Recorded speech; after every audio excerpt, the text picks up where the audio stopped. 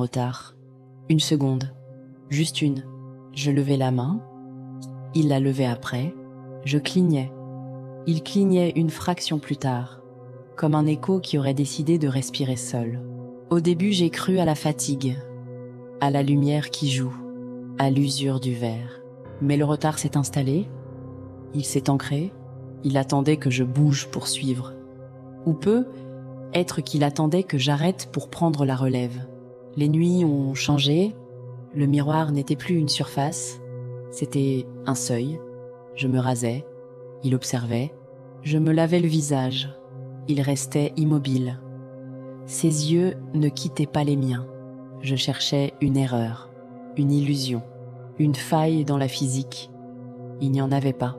Juste cette présence, calme, patient, comme un invité qui sait qu'il n'aura pas besoin de frapper. Puis une nuit, pas de bruit, pas de vent, juste la pièce, froide, nue. Je me suis approchée. J'ai fixé mon propre visage, pâle, cerné, vidé. Et lui, il a souri, avant moi. Pas un rictus, un sourire vrai, posé, reconnaissant. Comme si enfin je comprenais, comme si enfin c'était à mon tour de suivre. J'ai frappé.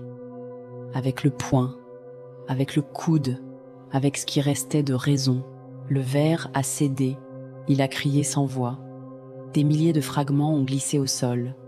Chacun reflétait un morceau de moi, déformé, multiplié, libre. J'ai respiré, j'ai cru que c'était fini, que j'avais coupé le fil, que le décalage était mort avec la surface. Je me trompais. Le lendemain, la ville avait changé, ou c'était moi. Chaque vitrine, chaque flaque, chaque écran éteint, partout où la lumière pouvait se poser, il y avait un reflet. Et chaque reflet me souriait, pas les passants, leurs images, leurs doubles. Ils tournaient la tête vers moi, leur sourire était identique, précis, synchronisé, comme un cœur muet qui aurait attendu son tour. Je marchais vite, je baissais les yeux, je fermais les paupières, mais les sourires restaient, gravés dans la rétine, imprimés dans l'air. Je fuyais mon visage, mais mon visage m'avait précédé. Il était partout. Il m'attendait à chaque angle, à chaque surface, à chaque regard détourné. J'ai verrouillé la porte, j'ai tiré les stores, j'ai éteint tout ce qui pouvait refléter. Mais le vide est aussi un miroir. Il attend que tu le remplisses.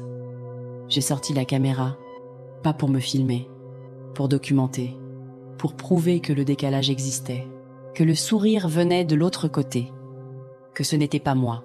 L'objectif était noir. Je l'ai allumé. Le cadre s'est ouvert. Et dans l'écran, il était là. Pas derrière moi, en moi, à travers moi. Il souriait. J'ai compris. On ne fuit pas son double. On le rejoint ou on le libère. La lame était froide. Le geste, précis. Je n'ai pas regardé le sang. J'ai regardé l'écran, jusqu'à la fin, jusqu'au décalage qui s'annule, jusqu'au silence. Conclusion officielle, suicide. La victime s'est filmée, les experts parlent de crise psychotique, de paranoïa aiguë. Aucun élément ne suggère une présence extérieure. Le dossier est clos. Ils ont rangé les preuves, ils ont éteint l'écran, ils ont dit que c'était moi. Mais dans le verre brisé, dans chaque flaque, dans chaque regard qui croise le mien, il sourit toujours. Et cette fois, c'est moi qui suis en retard.